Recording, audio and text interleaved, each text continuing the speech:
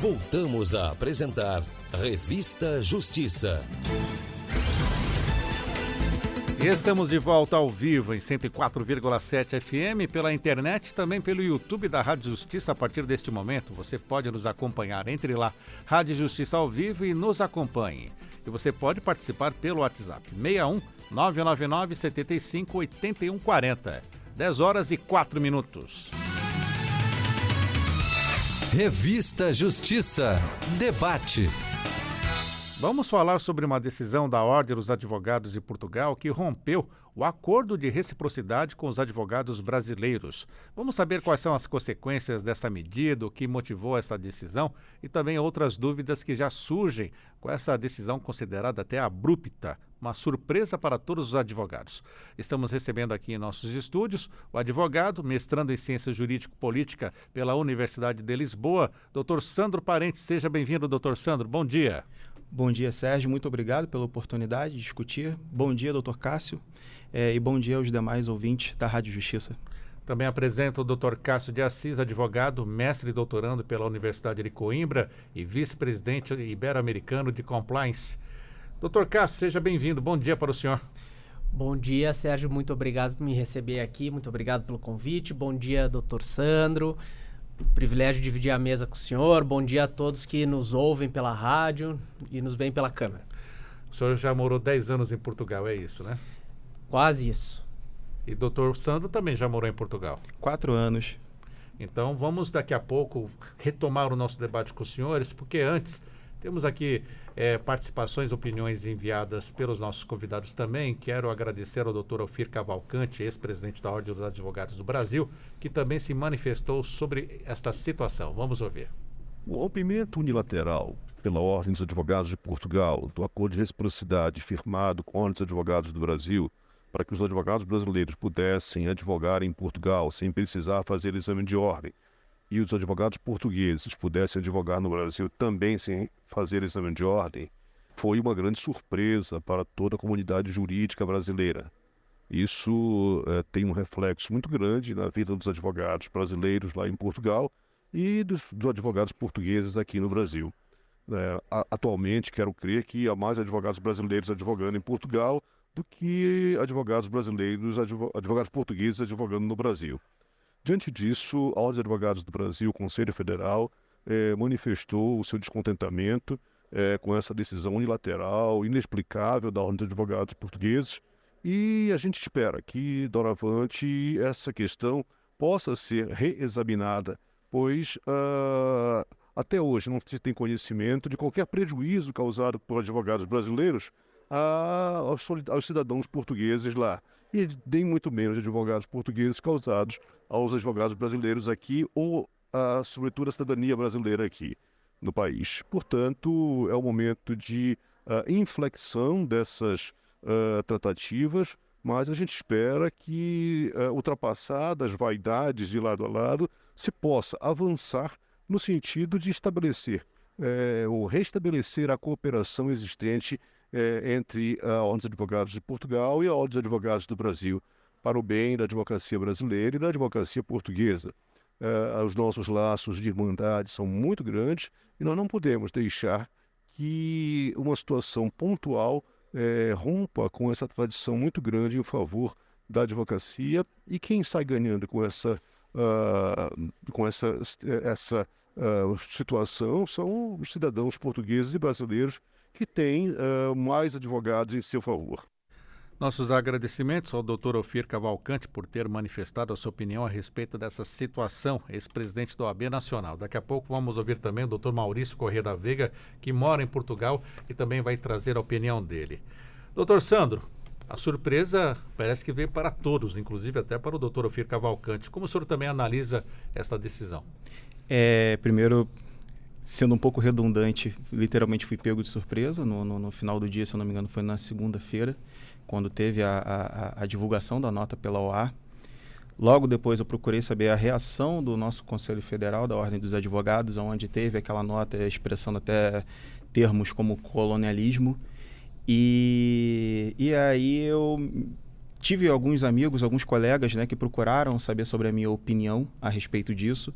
E desde então, acabou coincidindo com o convite de vir aqui dar entrevista, eu procurei enfrentar com o máximo de tecnicidade possível os parágrafos da nota da OA, para fugir um pouco desse viés político, porque em ambas as notas dizem que houve discussão, estavam sendo deliberados, mas a gente não sabe até agora o teor da discussão. Então, para não ter essa cortina de fumaça, eu tomei a liberdade de citar 4 parágrafos da nota da OA, onde eu procuro enfrentá-las uma por uma para demonstrar que não é bem assim, né? Primeiro, no parágrafo 3º da nota da OA, cita que Portugal tem adotado opções legislativas muito distintas que são implementadas no Brasil.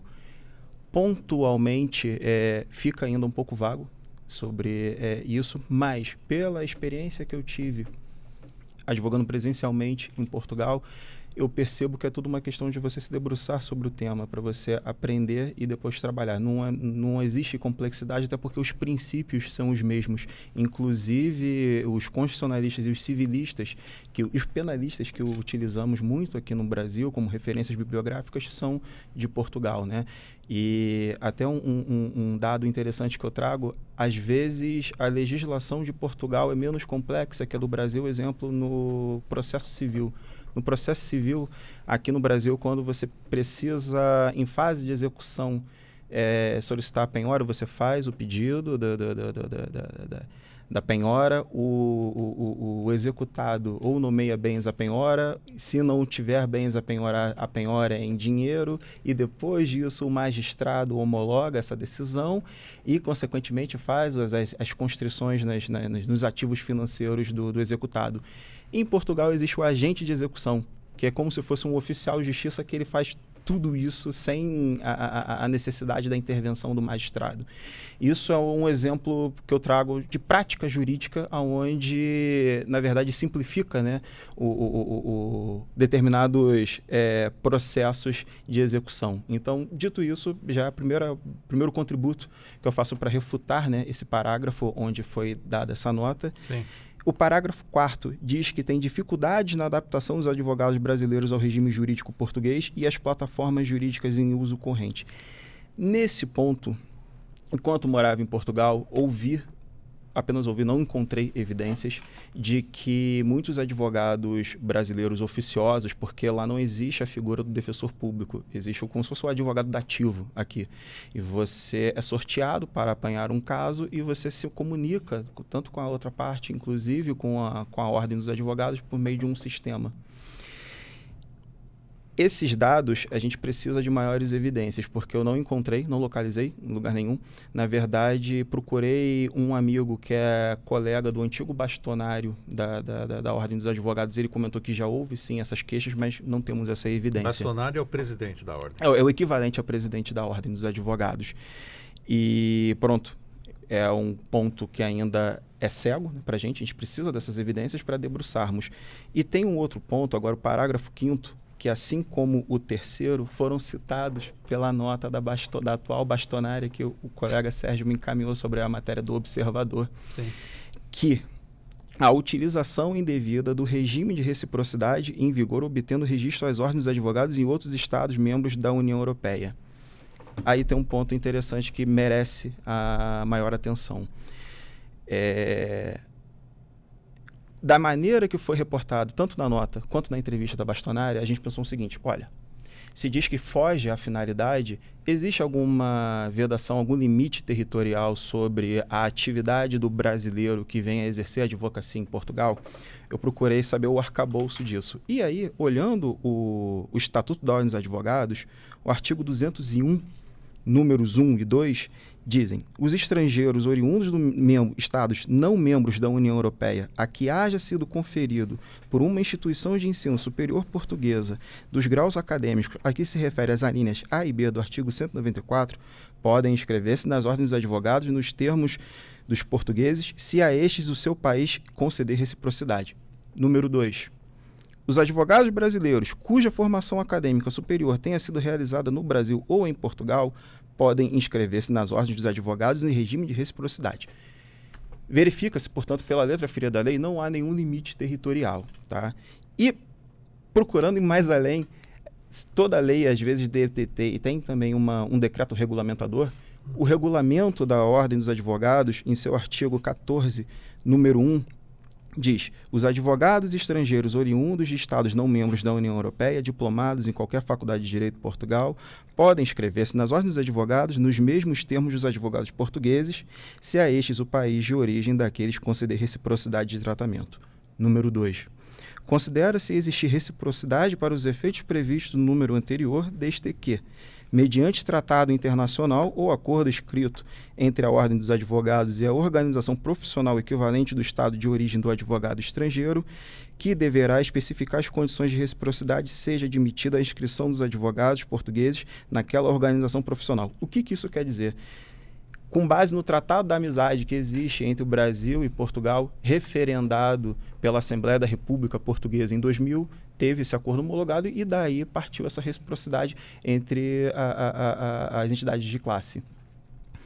E o que se nota, desde a lei, desde o decreto regulamentador, não há nenhuma restrição territorial. Tá? Esse é o primeiro ponto. Eu estou partindo de uma legística material, né? Que é uma análise prévia desse impacto. E o segundo ponto, que tem esse desvio de finalidade, o que eu percebo é que, na verdade, isso é um reflexo do mercado português. O mercado português ele é estritamente turístico. Tá? Dentre os demais países da União Europeia, não é um país competitivo, principalmente na questão do salário.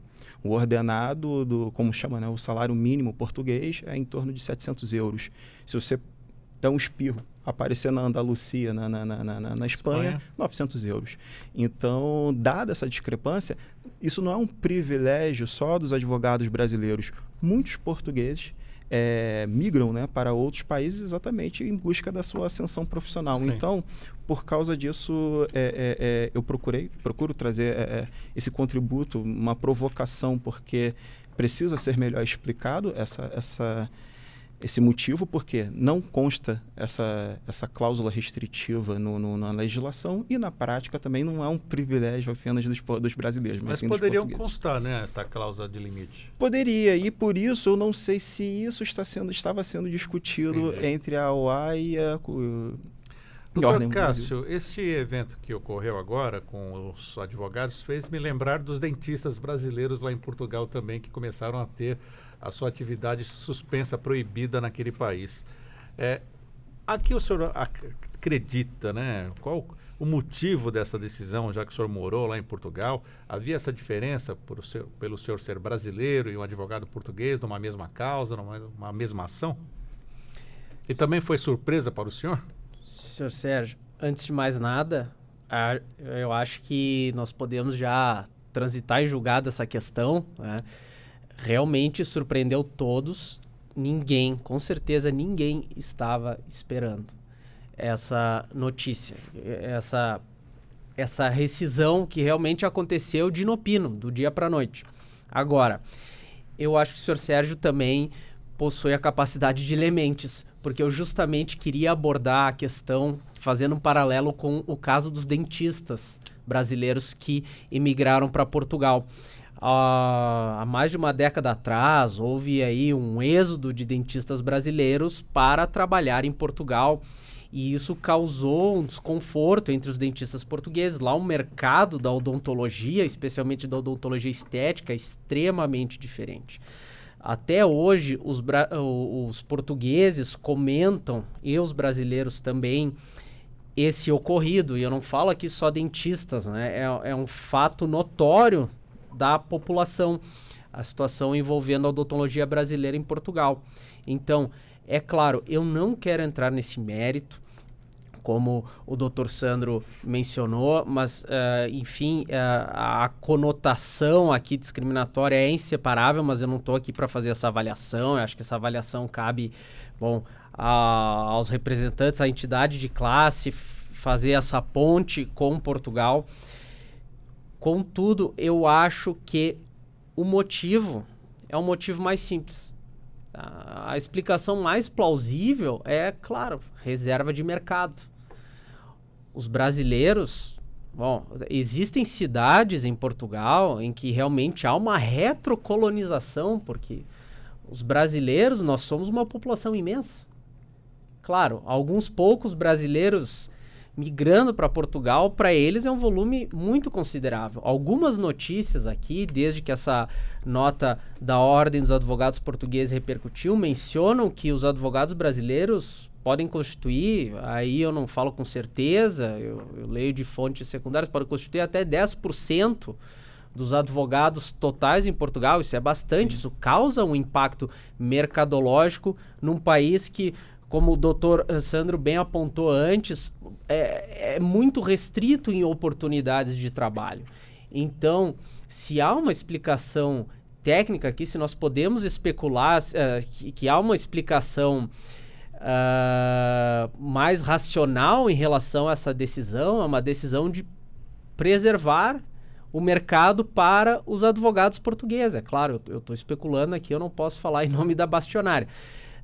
Vejam, por exemplo, o Dr. Sandro também falou, e é verdade, não é só no mercado jurídico, no mercado de operadores de direito. Portugal é um país extremamente qualificado.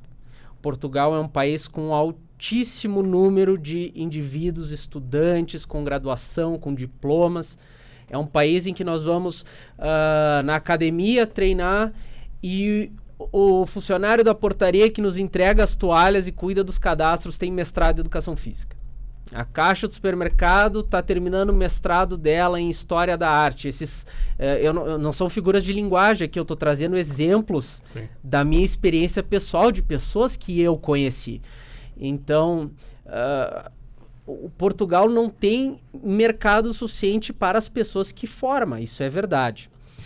Portugal é um país quase do tamanho de Santa Catarina, aí não me citem nas devidas proporções, eu estou fazendo aqui uma aproximação, a população 10 milhões de habitantes, menos que a cidade de São Paulo, para termos uma ideia, as coisas são lá em outras proporções. Então veja bem, um português pode fazer um curso, um mestrado na Universidade do Porto em engenharia aeroespacial, mas de repente Portugal não tem um programa espacial para desempenhar essa tarefa.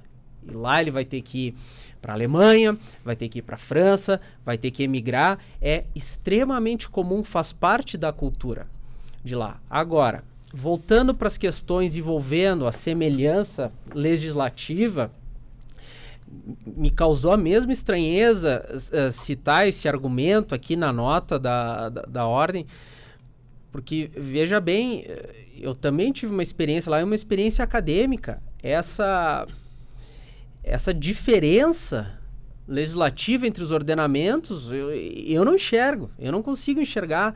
Claro, existe uma certa curva de aprendizado, a barreira do idioma não é tão grande, não é o mesmo português, mas enfim, isso se aprende com muita facilidade. E de qualquer maneira, o trabalho do advogado, o trabalho do jurista, o trabalho de qualquer profissional é pesquisar, é estudar. Então, a atualização é muito rápida. Me perguntavam, Cássio, mas vê bem, tu estudas lá em Portugal, os leigos, às vezes me perguntam, amigos leigos, mas não muda tudo, outras leis, outras coisas, como é que funciona? Eu gostava de fazer uma analogia grosseira para que eles compreendessem, que é o seguinte, olha, é como estudar medicina em outro país, né? Os remédios, até o nome dos remédios muda, mas o corpo humano é o mesmo, porque a lógica por trás é a mesma.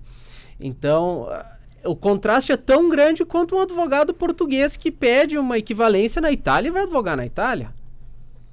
É isso que causa estranheza. E, além do mais, essas questões de... Veja bem, o Brasil, juridicamente, academicamente, nunca esteve tão unido com Portugal. Há 2 semanas atrás, nós tivemos o Fórum Jurídico de Lisboa. Sim. Que reuniu diversos dignatários, pesquisadores de ambos os países. E nada se comentou sobre isso? Nada se comentou sobre isso. O presidente das casas legislativas, o Arthur Lira e o Pacheco estiveram lá. Claro, veja bem, ministros desta casa, porque nós estamos transmitindo de dentro da STF. Então, até acho que o timing foi inadequado. Logo depois disso, sem anúncio nenhum, né? Nós também tivemos agora um evento de verão na Universidade de Coimbra, em que ministros do STF estiveram lá. Eu me lembro nominalmente do ministro Alexandre de Moraes estar lá, inclusive prestou entrevistas lá, participou do evento. Então, veja bem, academicamente nós nunca estivemos tão unidos. Nós temos editoras portuguesas publicando livros portugueses no Brasil, doutrina portuguesa no Brasil, doutrina brasileira em Portugal. E nós somos surpreendidos com essa notícia. Agora, 10 horas e 23 minutos, vamos trazer mais um depoimento para enriquecer esse debate. Dr. Maurício Corrêa da Veiga, ele é advogado, especialista em direito esportivo. Ele mora em Lisboa e também advoga lá em Portugal e aqui no Brasil. Então, vamos ouvir a opinião dele sobre essa decisão da Ordem dos Advogados Portuguesa. A decisão da bastonária da Ordem dos Advogados Portugueses pegou a todos de surpresa, tendo em vista que havia uma negociação com o Conselho Federal da Ordem dos Advogados do Brasil e, portanto, na noite de terça-feira veio essa decisão comunicando a cessação daquele acordo de reciprocidade para inscrição de advogados brasileiros em Portugal e de advogados portugueses no Brasil.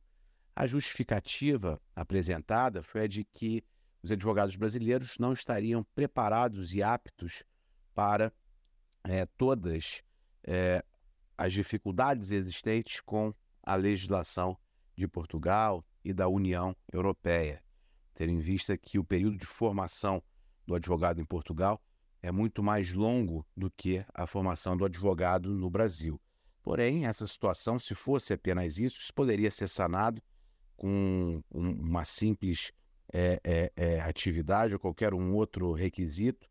E se por acaso existem situações que violem o prerrogativa de advogados ou até mesmo a legislação, os advogados portugueses devem combater pontualmente, mas não punir todos os advogados fazendo uma restrição nesse sentido. Além disso, já existe um movimento no sentido de que a alteração da forma que foi feita é ilegal. Porque a partir do momento que essa previsão de reciprocidade estava no estatuto, ele tem força de lei e não poderia ser alterado da forma que foi feita. E, por outro lado, essa decisão pode ser um verdadeiro tiro no pé dos próprios advogados. Por quê? Os advogados é que vão sofrer, porque a Caixa de Previdência, o advogado inscrito em Portugal, obrigatoriamente, ele recolhe uma contribuição mensal para essa Caixa de Previdência. E o valor ele vai aumentando ali a cada ano, de acordo com a faixa que o advogado está inserido. E os advogados brasileiros, atualmente, representam ali praticamente 10% ou mais dos advogados inscritos na Ordem dos Advogados Portugueses. Portanto, são os advogados brasileiros que mantêm ali a sustentabilidade dessa Caixa de Previdência, tendo em vista que você tem uma quantidade cada vez menor de advogados que estão se formando e que estão optando por essa carreira, tendo em vista a exigência que Portugal exige, tendo em vista todas essas dificuldades que Portugal exige, que além dos 5 anos dos estudos na universidade, você precisa de mais 2 anos de mestrado e depois você ainda precisa de 1 ano de estágio para poder alcançar o título de advogado. Então, o que tem afastado os jovens, o que faz com que o sistema de previdência ele enfrente dificuldades e daqui a pouco ele estará deficitário. E o Brasil tem aí um papel muito importante no tocante a essas contribuições. Portanto, foi algo que pegou a todos de surpresa, principalmente da forma que foi feita, ainda mais quando havia um diálogo com o presidente do Conselho Federal dos Advogados do Brasil e, de repente, esse diálogo foi rompido de forma unilateral. Nossos agradecimentos ao Dr. Maurício Corrêa da Veiga, que também participou aqui, enviando a sua opinião sobre o ocorrido. Dr. Sandro, pontos incomuns com a declaração feita pelo Dr. Ofir Cavalcante, mais uma que chama atenção também, e depois vamos tirar outros pontos dessa fala, é sobre o tiro no pé, como descrito pelo Dr. Maurício Corrêa da Veiga. O senhor acredita também nesse ponto? Sem dúvidas, porque até aproveitando pegando a carona que o Dr. Cássio falou sobre essas estatísticas das inscrições dos advogados brasileiros em Portugal representam 10%. Isso foi um estudo no final do ano de 2022, que foi publicizado por um portal português chamado Sapo. E naquela altura demonstrou que houve um salto de 482% de inscrições de advogados brasileiros entre 2017 a 2022, passando de um pouco mais de 500 advogados para 3.173, se eu não me engano. Consequentemente, tem, sim, acredito que seja uma questão de reserva de mercado, exatamente para ter um mínimo de advogados portugueses atuantes dentro do seu território português. Se você não vai para outro país, você também tem um incentivo de não procurar se inscrever na Ordem dos Advogados, exatamente por esses procedimentos que eles têm que passar por lá também, que são anos de estágio, depois acompanhamentos em tribunais e depois provas orais e escritas. E aí eu acho interessante, exatamente aproveitando o depoimento do colega em Portugal, que existe uma figura que você encontra muito na academia, Dr. Cássio, me corrija se eu estiver errado, tá? Que são acadêmicos que se formam, fazem sua pós-graduação, verticalizando o seu currículo acadêmico, mas que não tiram a Ordem dos Advogados, não procuram tirar a Ordem dos Advogados. Por quê? Exatamente por isso, porque é oneroso. É oneroso, é difícil e, consequentemente, você tem um reflexo na questão previdenciária. Então, por isso, por haver esse tipo de profissional que é praticamente um paralegal, né? Você tem a expertise acadêmica, dependendo do nicho, tem a expertise daquele nicho, pode fazer um parecer maravilhoso, desobstruindo o seu problema, mas não contribui com a previdência do seu país. Então, isso é um problema que acontece, e aí eu imagino que não seja de nenhuma complexidade perceber que uma hora a conta chega, né? E um país que é tão frágil como Portugal precisava ter um maior esmero, né, sobre essa rediscussão da reciprocidade na Ordem dos Advogados. Doutor Cássio, e o que o senhor pode dizer sobre isso, essa questão dessa dificuldade para o português se tornar um advogado? É um tiro no pé mesmo, como disse o doutor Maurício Correia da Veiga? Bom, eu acredito na mesma senda que a Ordem dos Advogados Portugueses vai passar por dificuldades para manejar os impactos dessa decisão. E até eu poderia aqui propor soluções alternativas que agradariam gregos e troianos. Mas veja bem, realmente o operador do direito português, o licenciado, lá não se fala graduado ou bacharel, o licenciado em direito português tem dificuldade para ingressar nos quadros da ordem, até mesmo os que querem. Porque como o doutor... Eles têm provas também ou não? Sim, tem uma prova e depois um período de estágio obrigatório, como o doutor Maurício mencionou. A prova lá, eu não quero comparar, eu tive colegas que fizeram, mas eu pude ver o material. Ao meu ver, é um grau de complexidade elevado comparado à nossa. E tem também a segunda parte, que é um estágio obrigatório, cujo período, não me lembro, doutor Sandro pode me corrigir, é um ano de estágio. É um ano de estágio. E aí que está a maior dificuldade, em realidade. Por quê? E aí voltamos ao que nós falamos, um país pequeno, né? Acaba de sair de uma crise. Felizmente deu tudo certo, mas a crise é recente. Não vamos esquecer os tempos da Troika. O mercado de trabalho, as vagas... É um mercado de trabalho pequeno, as vagas são reduzidas. Então, muitos colegas passam na primeira fase e não conseguem vaga para estagiar. Sim. Ou quando conseguem, acaba sendo um trabalho não estritamente de advogado per se, mas, digamos, integrar o jurídico de um banco, com todo respeito a quem desempenha essa nobre função, mas, enfim, às vezes não é o que a pessoa queria, ela precisava de uma prática em um escritório de advocacia. Eu acho que a Ordem também poderia rever os critérios de admissão nos quadros para os colegas portugueses, porque o critério de admissão não é compatível com o mercado que está lá atualmente. Bom, ao invés de encerrar essa reciprocidade, então, o que poderia ser feito?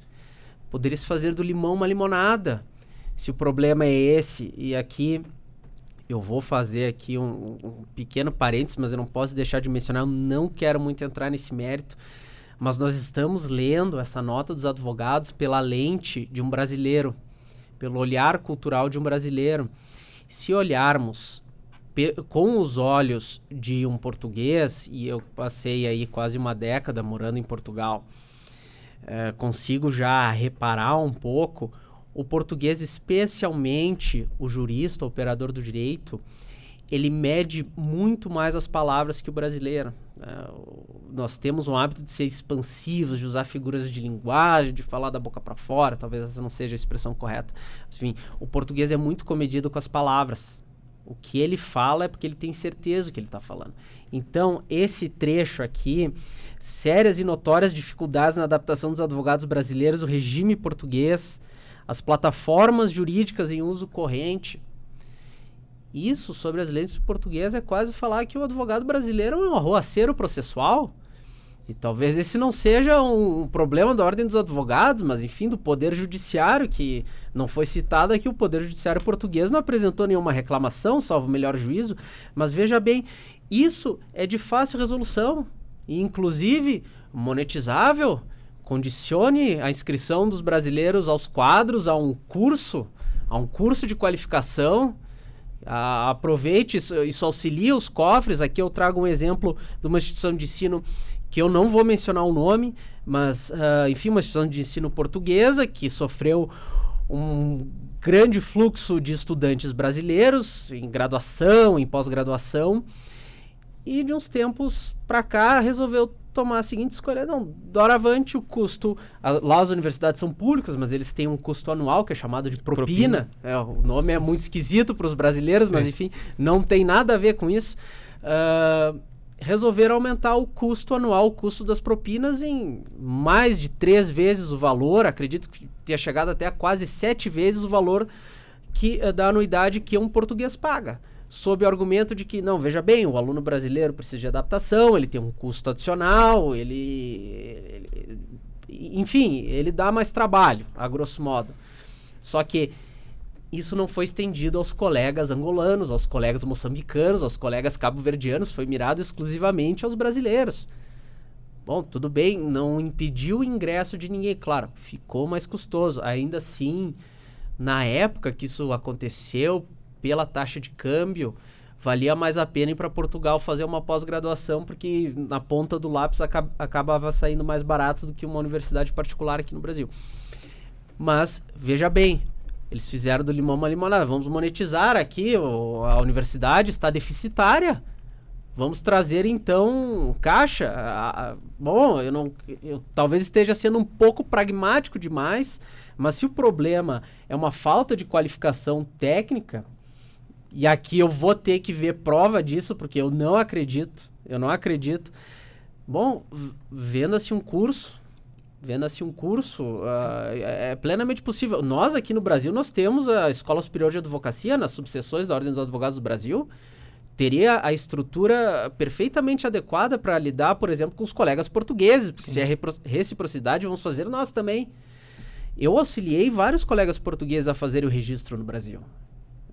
Com certeza, eles lá passaram pelas suas dificuldades e eu os auxiliei. Claro, a cultura de ensino português é levemente mais individualista também, isso a gente depois pode discutir. Eles têm uma independência maior para estudar, mas de qualquer maneira, não vejo dificuldade nisso.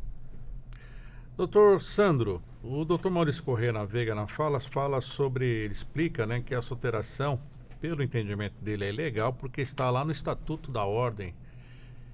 E a opinião do senhor? O que pode ser feito, já que foi uma decisão para ontem, por exemplo, a decisão já foi anunciada e já passava a valer, e essa questão do Estatuto? Então, primeiro eu procurei saber como que está sendo agora o dia a dia em Portugal. Aquela famosa pergunta do Carlos Drummond de Andrade, e agora, José? Procurei um contato que eu tenho dentro do Conselho Regional da Ordem dos Advogados, e até que mude isso, o brasileiro que tem o interesse de se inscrever nos quadros dos advogados portugueses precisam fazer esse estágio obrigatório. Essa é a questão procedimental. Agora, uma questão legal, eu concordo com a intervenção do colega a respeito do seguinte: se você, por força de lei, você tem esse direito adquirido, não vai ser uma nota pública que vai se sobrepor a uma lei, porque se isso tiver a efetividade, se mantiver, Kelsen vai estar se mexendo agora no cemitério, porque isso viola, né, a sua pirâmide. Então, por causa disso, eu acredito que tenha um tom mais político do que técnico e que nas próximas semanas nós tenhamos um maior desenvolvimento sobre essa discussão. E o interessante, eu gostaria de trazer aqui também, entrei em contato com um colega português, onde eu pedi maiores esclarecimentos sobre esse processo até a obtenção da ordem, da carteira da ordem, né? E ele diz, muito simples, fazes a inscrição, tens uma formação de 6 meses de forma intensa, 4 horas de aula 3 vezes por semana. Depois, na segunda fase, tens de assistir a 25 julgamentos e falar em pelo menos 5 enquanto advogado, fazer um relatório de cada um desses 25 julgamentos e escrever no mínimo 5 peças processuais.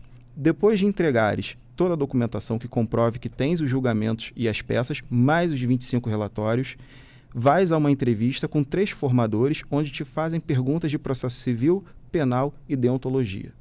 Por fim, tens um exame escrito de 6 horas, onde tens de responder a perguntas de processo civil, penal e deontologia, a fazer na hora uma peça processual. Eles dão os dados e tens de saber qual a peça adequada para escrever se fosse para ir a um tribunal. Tudo isto é feito num prazo de 18 meses e a taxa de chumbo é como se fosse a reprovação. A taxa de chumbo no último exame foi de 80%. O português passa por tudo isso? O português passa por tudo isso. E aí qual é o efeito disso na prática? E agora o brasileiro. Exato. O efeito disso tudo na prática, na assistência judicial pelo advogado oficioso, que é o equivalente ao defensor público. Quando você se inscreve ao acesso direto, que é esse programa do advogado, como se fosse o advogado ativo, o advogado oficioso, um dia do mês você tem um plantão para ficar na sala de um advogado no campus de justiça ou de um determinado fórum, dependendo da região onde esteja inscrito. E ao chegar um cidadão interessado de ter uma prestação jurídica, você é escalado para fazer essa prestação. Eu estive presente uma vez, num plantão, numa sala de 7 advogados, 6 eram brasileiros. Uau. E um português. Então, isso demonstra a defasagem. Então, consequentemente, vai ter uma diminuição, principalmente de advogados disponíveis para atender o cidadão. Então, por isso que eu acredito, eu concluo com a resposta dada na pergunta anterior, que isso é um tiro no pé, porque não houve nem sequer uma transição. E aí eu concordo com o Dr. Cássio que deve haver, sim, um estágio exatamente por uma adaptação. Porque, inclusive, isso tem a sala do advogado, aqui na Ordem dos Advogados, pelo menos aqui no DF e também no Rio de Janeiro, existe uma sala que tem esse esmero, essa sensibilidade exatamente para ajudar os advogados mais antigos a ter uma transição para conseguir mexer no PJE, o processo judicial eletrônico, os sistemas eletrônicos de determinados tribunais. E eu acho que falta um pouco dessa sensibilidade também, até da Ordem dos Advogados Portugueses com os próprios advogados portugueses. Entendeu? Então, eu acho que é uma questão procedimental que evitaria esse desgaste, né, entre os países co-irmãos. A decisão foi tomada. E agora? Você acredita que os advogados brasileiros vão ter que judicializar, questionar na justiça essa decisão da ordem portuguesa? Eu não sei se chegaria tanto. Eu acredito que eu também não tenha conhecimento suficiente agora ali do que está acontecendo dentro de Portugal para especular nesse sentido. Mas o fato é, isso não é cláusula pétrea, pode mudar. Assim como mudou uma hora de um dia para o outro, pode mudar novamente. Pode ser que, de repente, haja uma mudança de gestão no futuro, na Ordem dos Advogados em Portugal, isso seja revisto. Talvez a comoção que esteja causando aqui, agora eu acabo de voltar de Portugal, mas eu não pude ver se essa notícia teve muita atração lá em Portugal, se é uma coisa que o povo está comentando nas ruas ou se a repercussão foi maior aqui no Brasil, né? Mas pode sim haver aí a participação de outros órgãos, né, para tentar entender essa questão, porque se nós estamos restringindo o acesso de profissionais brasileiros no país, onde, como o Dr. Sandro falou, eles são necessários, né, é de interesse público, é de interesse do país, da administração da justiça, não é só de interesse da ordem dos advogados que eles estejam lá. Doutor Sandro, o doutor Maurício Porto Magalhães, que esteve aqui até na Rádio Justiça, numa outra entrevista, ele é advogado brasileiro, passou por Portugal e hoje advoga em Frankfurt, na Alemanha. Ele deixou até uma pergunta aqui para nós. Doutor Marcelo, muito obrigado. Se a OAB estaria disposta a aceitar as mudanças sugeridas pela Ordem dos Advogados Portugueses, existe alguma proposta feita? Tudo leva a crer que exista, tá? Porque eu procurei, acompanhei, né, o que foi divulgado na imprensa. Se eu não me engano, o próprio Luciano Bandeira, que é o presidente da Ordem dos Advogados do Rio, disse que existem as negociações. Agora, uma assimetria de informação que a gente tem no momento que não estão sendo publicizadas. Então, se não foi publicizado, a gente não tem um conforto de falar se o Conselho Federal da Ordem dos Advogados aceitaria ou não. Entendeu?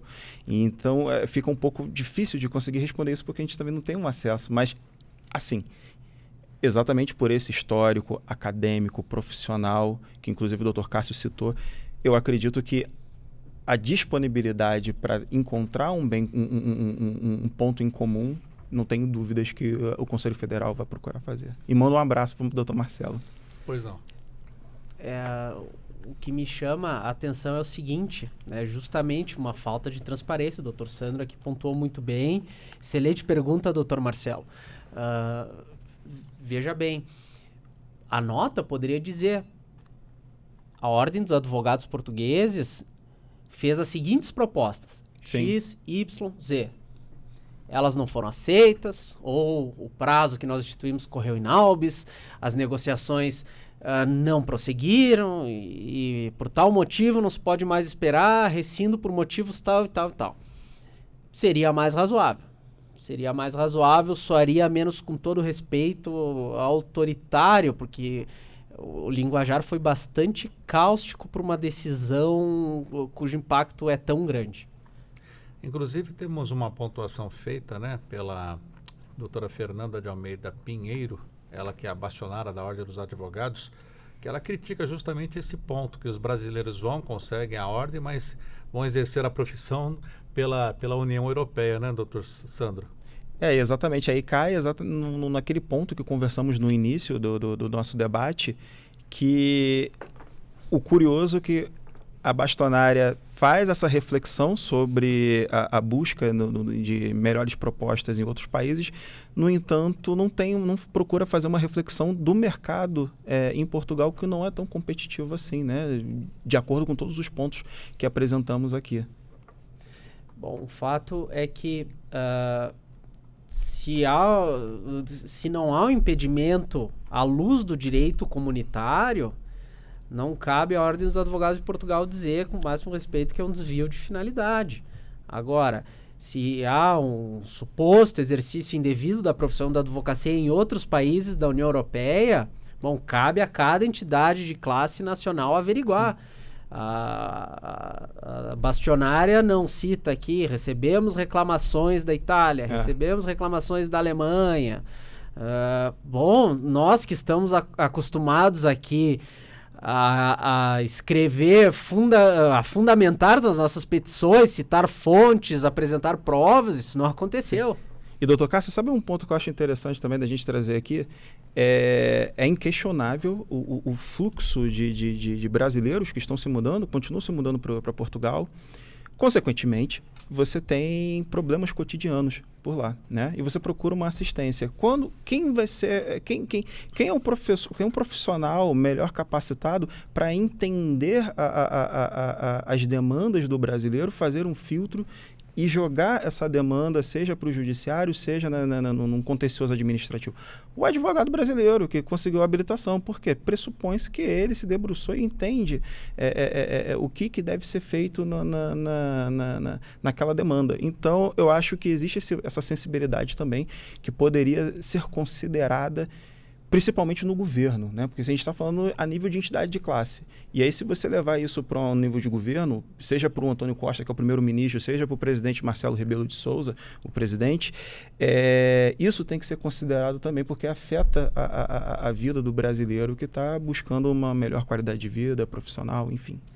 É verdade, eu tenho amigos que atuam em Portugal, assim como o doutor, mas eu não sei, mas os meus amigos, especificamente, eles possuem uma carteira, os meus amigos brasileiros, 99% de estrangeiros, sejam eles brasileiros, angolanos, cabo-verdianos.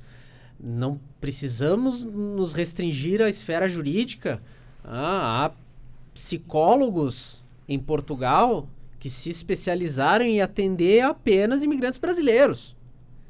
Porque, enfim, essas profissões aí, o paciente tem que escolher o cirurgião, essas profissões personalíssimas, né? Exato. Tem que haver um rapport entre o contratante e o contratado. E isso aqui, é inegável. Nós temos diferenças culturais com português, com qualquer outro que não seja brasileiro. Às vezes o Brasil é um país tão grande, nós temos diferenças culturais entre nós. Tende a haver essa identificação, porque ela é importante. Ela é importante. Às vezes, realmente, quem sabe o brasileiro que mora lá em Portugal escolhe não comprar uma determinada briga porque não se sente confortável. Sim. Dentro desses pontos todos que estamos tratando, um ponto que chamou a atenção é a Caixa de Previdência. Como é que funciona lá em Portugal? Os advogados contribuem por essa Caixa de Previdência diferente da nossa? Qual a diferença que existe? Primeiro, você tem a contribuição social, que é como equivalente ao INSS. É legal fazer essas analogias para ter uma compreensão mais rápida. Você tem a contribuição social e você tem um regime próprio de previdência, que é a caixa previdenciária do advogado. É separada? É separada. É uma contribuição compulsória e escalonada. A cada ano vai aumentando um pouco essa cota. E o que me causa espanto é que existe um passado recente em Portugal, principalmente na altura da crise mundial, onde a União Europeia, nomeadamente Grécia e Portugal, praticamente faliram. E dentro da ajuda que a União Europeia, principalmente que a Merkel, né, ficou capitaneando esse debate, fez aportes para aqueles países, em contrapartida pediu medidas de austeridade. E uma das medidas de austeridade foi a crise, a jurisprudência da crise, onde os reformados aposentados tinham que fazer contribuições previdenciárias. E aí eu penso o seguinte, um país que em 2012 mandavam os seus aposentados fazerem novas contribuições, exatamente como uma medida de austeridade, pode-se dar esse privilégio de cessar, né, praticamente na prática, essas contribuições previdenciárias para os advogados. Então, eu acho que isso... E a gente também não pode subestimar a capacidade intelectual deles, porque eles são extremamente inteligentes. Então, isso me leva a crer que essa nota é extremamente mais política do que técnica, entendeu? Porque as externalidades negativas são infinitas. A gente pode ficar o restante da manhã toda falando dos impactos negativos. Doutor Cássio, então explicando para o nosso ouvinte, o advogado brasileiro que já tem a ordem portuguesa, nada acontece? Nada acontece. Nada acontece. Pode continuar advogando também da União Europeia, não vai ter nenhum prejuízo? Nenhum prejuízo.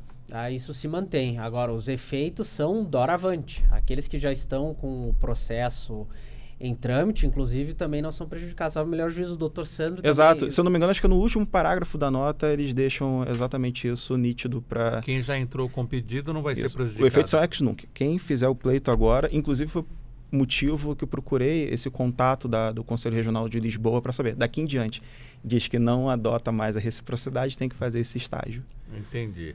E a questão das pessoas que vão estudar em Portugal, fazer seu mestrado, seu doutorado em Direito, também não se altera? A princípio não, até porque isso é discricionário, varia de cada instituição, né? Eu digo, na Universidade de Lisboa existem propinas para alunos estrangeiros, onde o brasileiro, caso queira pagar igual um português, você tem que exigir o Estatuto da Igualdade, onde você deixa, além de um visto você obtém um cartão cidadão e com aquele cartão cidadão você consegue pagar uma propina igual a do português. E, doutor Cássio, ainda tratando desse assunto, com certeza temos a questão dos brasileiros que vão para lá, que estudam, pagam para isso, mas na sua experiência, 10 anos de Portugal, como foi conviver com os portugueses, com os advogados portugueses? Teve alguma dificuldade? Sofreu algum preconceito também pelo fato de ser brasileiro? Bom, essa é uma pergunta muito importante. Eu, pessoalmente, não acredito que eu tenha sofrido preconceito, mas não tomem a minha experiência como regra. Isso é uma falácia anedótica, porque, afinal, é fato notório que a discriminação existe e isso, infelizmente, é inerente à natureza humana. Nós estranharmos o que é diverso. Inúmeras histórias, inclusive na Universidade de Coimbra ou até mesmo fora do âmbito acadêmico, não só na área do direito, mas eu particularmente não tive nenhuma experiência desagradável, pelo contrário, Portugal me recebeu muito bem, eu adoro lá, eu vou todo ano, eu tenho compromissos profissionais lá, por escolha eu nunca fui para estabelecer residência permanente, nunca fui para tentar a minha vida lá, eu já tinha outros planos aqui no Brasil, eu fui para fazer a minha formação acadêmica, mas um conselho aqui, já que vamos aproveitar o ensejo para quem procura fazer uma pós-graduação, que sabe fazer um sanduíche em Portugal, que sabe fazer uma parte da sua graduação em Portugal. Vou explicar o sanduíche para quem não entende. É um tempo de estudo aqui e o tempo de estudo lá. Exatamente, não é fazer necessariamente o sanduíche literal. Veja, o que importa é ir com a cabeça aberta, porque nós somos diferentes. Nós não somos iguais, não há nenhum país em que o brasileiro possa ir e vá se identificar. Então não vá com essa impressão de que porque Portugal fundou o nosso país, nós estamos em casa. Vá com a cabeça aberta, não se preocupe com essas pequenas coisas. Os conflitos internos vão acontecer pelas diferenças culturais. Isso faz parte, é natural e é um processo, o Dr. Sandro vai concordar comigo, é um processo de crescimento pessoal muito gostoso. Muito gostoso. É uma experiência que eu recomendo para todo mundo que puder se dar ao luxo de estudar no estrangeiro.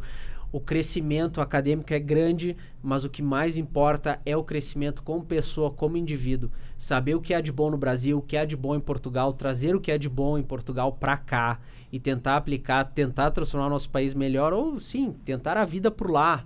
Mas aí vá com essa mentalidade e se prepare, né, para sentir um estranho no ninho. Às vezes o baque é forte para as pessoas que não estão preparadas, mas faz parte da jornada. E para o senhor, doutor Sandro Parente, como foi morar em Portugal? Sofreu alguma discriminação pelo fato de ser brasileiro, advogado brasileiro advogando aqui? O que o senhor pode contar para o nosso ouvinte? Assim, na academia, na Universidade de Lisboa, fui muito bem tratado, muito bem acolhido, principalmente. Curiosamente, há 2 semanas eu participei como moderador de um evento na Universidade de Lisboa, um congresso de Direito Constitucional, e a diretora da faculdade lembrou de mim e me chamou pelo nome. Ô, doutor Parente, estou com saudade. Eu falei, nossa, isso é muito bom, e isso já é um exemplo de demonstrar o quanto fui acolhido lá. O que eu percebi durante os 4 anos em Lisboa, o que existe muito às vezes, um pouco de intolerância quando você conversa com os dialetos do Brasil e quem recebe aquela mensagem diz que não está a falar português, está a falar brasileiro. E aí fica na interpretação de cada um se isso é uma xenofobia ou se isso é uma reclamação. Agora, antropologicamente falando, né, eu entendo que, como o Dr. Cássio pontuou, os portugueses são mais diretos, né, falam bem o que pensam, e eles, principalmente, quando você entende isso, você passa a fluir muito bem em Portugal. Eles são dessa maneira com eles mesmos, entendeu? Muitas vezes, eu e minha esposa andando pelas ruas, a gente percebia as pessoas gritando uma com a outra, eu falei, uau, vai ter briga aqui. Me senti até um pouco no Rio de Janeiro. E eu, quando vi, eram amigos discutindo alguma coisa. E na academia também foi assim. Eu tenho até uma memória na minha primeira apresentação, no meu primeiro seminário, porque no primeiro ano letivo do mestrado, você tem que montar uma aula, né, para apresentar, e você recebe arguições dos seus colegas de classe e do seu professor. Um amigo meu que fez o mestrado também na Universidade de Lisboa em 2012, ele falou: Sandro, se prepara. Por quê? Nós brasileiros somos um pouco mais melindrados, tudo a gente leva para o pessoal, e o português ele é objetivo, chega até ser grosso em alguns momentos, mas eles não fazem isso para o seu pessoal. E na minha primeira arguição em Direito Constitucional, o professor, eu estava fazendo a minha apresentação, ele só anotando. Eu falei, uau, vai vir alguma coisa. Ele falou: parabéns pela coragem, pela intervenção, por tudo. Agora, carece disso, carece disso, carece disso, carece disso, carece disso. Você vai fazer uma outra apresentação agora em maio, isso era em janeiro. Mas pode contar comigo. Eu vou, na próxima aula, já trazer algumas bibliografias que eu acredito que irão agregar valores para o seu trabalho, irão contribuir. E foi assim que aconteceu. Nos tornamos amigos depois e o trabalho foi apresentado, tirei uma boa nota e vida que segue. Muito bem. Quer complementar alguma coisa? Eu adoraria ter mais uma hora só para falar da academia lá em Portugal, porque é uma maturidade acadêmica. Essa é a grande lição que nós podemos trazer para cá, que é muito importante. É completamente despida de vaidade, e lá o diálogo científico, ele prossegue a passos largos, mas eu não vou me alongar. Muito bem, 10h59. Agradeço a você que está nos acompanhando pelo FM 104,7 e também pelo YouTube da Rádio Justiça. Nosso debate vai ficando por aqui, comentando e repercutindo a decisão da Ordem dos Advogados de Portugal, que rompeu o acordo de reciprocidade com os advogados brasileiros. Quero começar agradecendo o advogado, mestrando em Ciência Jurídico-Política pela Universidade de Lisboa, Dr. Sandro Parente. Muito obrigado por estar conosco. Suas considerações finais. Obrigado Sérgio, pelo convite. Obrigado à audiência. Obrigado, Dr. Cássio. E só para finalizar, mais uma coisa que eu acho interessante deixar pontuado, que eu acredito que não haja uma tensão entre Portugal e Brasil, porque agora, no último mês de junho, foi assinada uma reciprocidade do pessoal da arquitetura e urbanismo. A Ordem dos Advogados da Arquitetura, junto com a CAU, o Conselho de Arquitetura e Urbanismo no Brasil, fizeram esse tratado de reciprocidade com validade a partir do dia 1º de julho, num prazo de 5 anos. Então, gente, vamos ficar tranquilos, não tem nenhuma tensão. Né? Exatamente. Também agradeço ao advogado, mestre e doutorando pela Universidade de Coimbra e vice-presidente do Instituto Ibero-Americano de Compliance, Dr. Cássio de Assis. Obrigado. Muito obrigado, Sérgio. Muito obrigado aos que nos ouviram. Dr. Sandro, muito obrigado. Aos que estão preocupados, calma, não cantemos derrota até o trânsito julgado. Só o tempo vai dizer. Muito obrigado mais uma vez. 11 horas em ponto, Revista Justiça fica por aqui.